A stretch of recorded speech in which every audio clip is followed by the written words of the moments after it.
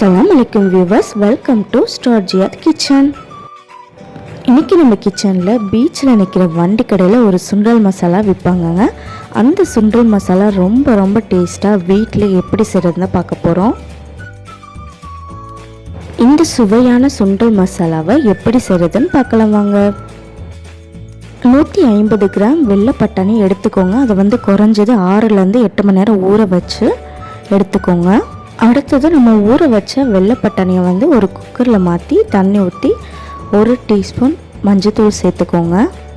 தேவையான அளவு உப்பு சேர்த்துக்கோங்க. குக்கர் மூடி அடுப்பில் வச்சு ஒரு 2 விசில் விட்டு எடுத்துக்கோங்க. இப்போ 2 விசில் ஆயிடுச்சுங்க. நல்ல பட்டாணி வெந்துருச்சு. இந்த அளவுக்கு வேக வச்சு எடுத்துக்கோங்க.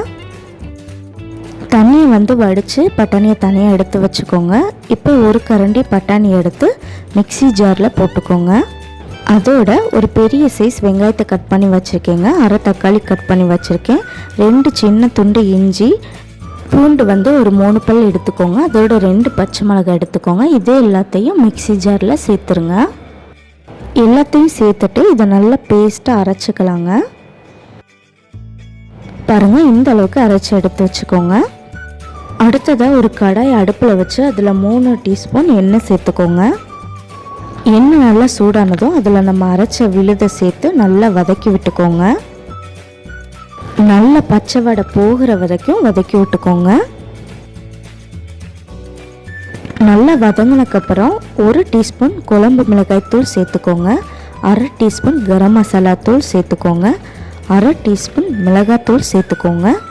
1 டீஸ்பூன் சீரகத்தூள் சேர்த்துக்கோங்க. எல்லாத்தையும் சேர்த்துட்டு நல்லா வதக்கி விட்டுருங்க.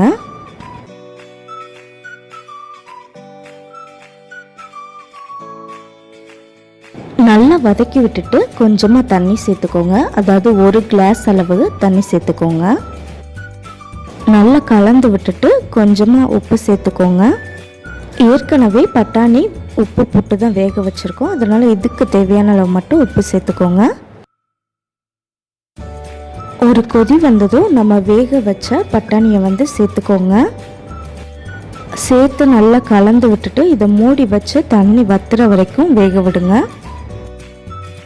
பாருங்கள், நல்லா வத்திருச்சு. அவ்வளோதாங்க, சுவையான பீச்சில் இருக்கிற வண்டி கடையில் விற்கிற சுண்டல் மசாலா ரெடி ஆயிடுச்சு. இது அப்படியே ஒரு பிளேட்டுக்கு மாற்றிடலாம்.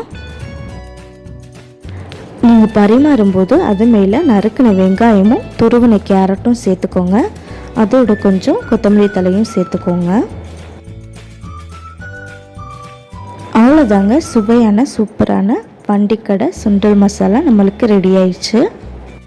பீச் வண்டி கடையில் சாப்பிட்ற அந்த சுண்டல் மசாலாவோட சுவை மாறாமல் இதில் இருக்குங்க. ரொம்ப ரொம்ப சுவையான இந்த சுண்டல் மசாலாவை நீங்களும் வீட்டில் ட்ரை பண்ணி பாருங்கள். அப்படியே மறக்காமல் ஸ்டார்ஜியாத் கிச்சன் சேனலை சப்ஸ்கிரைப் பண்ணி பக்கத்தில் இருக்கிற பெல் பட்டனை கிளிக் பண்ணிடுங்க. அப்போ தான் எங்களோட வீடியோஸோட அப்டேட்ஸ் உடனுக்குடன் உங்களுக்கு நோட்டிஃபிகேஷனாக வரும்.